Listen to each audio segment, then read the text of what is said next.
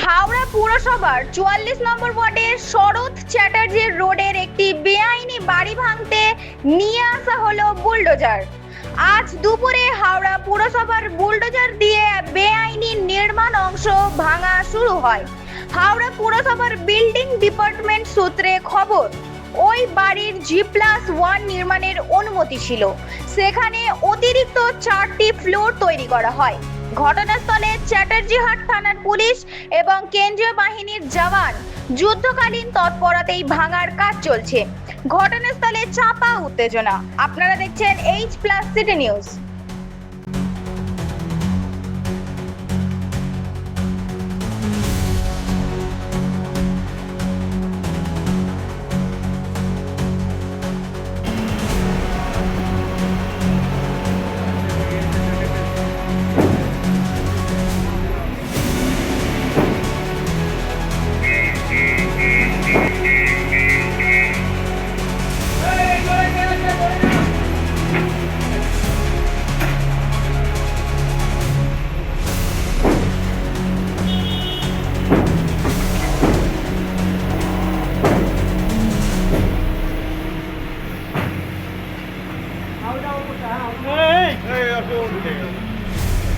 এখন বুলডোজার দিয়ে ভাঙছে।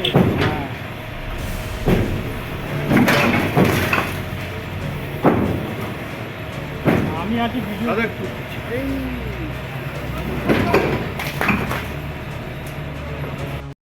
দাদা কি অর্ডার হয়েছে? এটা আমাদের অফিসে আপনার কমিশনার সাহেব আমাদেরকে অর্ডার করেছেন, আমরা অর্ডার পেয়েছি। সেই অর্ডারের ভিত্তিতে আমরা আজকে পুলিশ ফোর্স নিয়ে আমরা এই 27 নম্বর শরৎ চ্যাটার্জি রোড, এই যে অবৈধ নির্মাণ, আমরা এখানে এসে ভাঙছি। আপনারা দেখতেই পাচ্ছেন এখন ভাঙা চলছে। তা আমরা 2টো ফ্লোর তো অলরেডি করেছি, তবুও নানা রকম তো ওপরে দেখলাম তো সবে এটা ঢালাই হয়েছিল, তার তো এখনো শাটারিং কিছু কিছু আছে দেখতে পাচ্ছেন। তা অনেক কিছু কাঠ ইট সব অবস্ট্রাগল আছে, ওপরটা সেইভাবে ভাঙতে পারা যাচ্ছে না। তাই আবার নিচে ফ্লোরে আমরা ভেঙেছি অনেকটা, ওই দিকেও ভাঙা হয়ে গেছে, ওই সাইডটা আবার ওই সাইডটা এসেছি। এটা তো G+1 তো দেখলাম, হ্যাঁ কাগজে, হ্যাঁ অনুমতি G+1 এবং আপনার G+5 তো আপনারাও দেখতে পাচ্ছেন, আমিও এসে দেখছি। তা প্রমোটার তো আমার সঙ্গে যোগাযোগ করেনি, আসেনি, কারণ এখানে একজন ছিলেন, তিনি ফোন করলেন, ওনাকে জানিয়ে আমরা ভাঙা শুরু করে দিয়েছি। বুলডোজার তো ছিল, বুলডোজার যেহেতু যদি টোটালি যদি ইলিগাল তাহলে একটা ভাঙা সম্ভব ছিল বুলডোজার দেয়াল ফেয়াল গুলো ভেতরে ঢোকানো, কিন্তু এখন দেখছেন চারদিকে ভাড়া বাঁধা আছে এবং তার আছে, এবং এখানে জনবহুল এলাকা, যানজট এলাকা খুবই দেখতে পাচ্ছেন। তবুও আমরা দেখলাম যে বুলডোজার তো আর ওই পর্যন্ত যাচ্ছে না, 3তলা পর্যন্ত যাচ্ছে না, 2তলা পর্যন্ত যাচ্ছে না, ওই পৌঁছচ্ছে না। তবুও আমরা যেটা ডেভিয়েশন পার্ট, এই ডেভিয়েশন পার্টে আমরা বুলডোজারটা একটু ব্যবহার করতে পেরেছি, এটা করেছি। তার ভাড়া বাঁধা আছে, তার মধ্যে তো নানা রকম অবস্ট্রাগল রয়েছে, হ্যাঁ, যে বাধা দেখা দিচ্ছে আপনারাও দেখতে পেয়েছেন। তবু আমরা তার মধ্যে দিয়ে ভেঙেছি বুলডোজার দিয়ে কিছুটা, হ্যাঁ সেটা আপনারা সামনে দেখতে পাবেন যে ওটা ডিভিশন পার্টটা ভাঙতে পেরেছি। এটা তো G+5 পর্যন্ত করেছে, G+1 পর্যন্ত তো স্যাংশন, G+1 এর পর থেকেই তো আমরা 2, 3, 4, 5, হ্যাঁ। আপনার নাম? আমার নাম উদয়শঙ্কর দাস, আমি বিল্ডিং ডিপার্টমেন্টের একজন স্টাফ। হ্যাঁ, নমস্কার।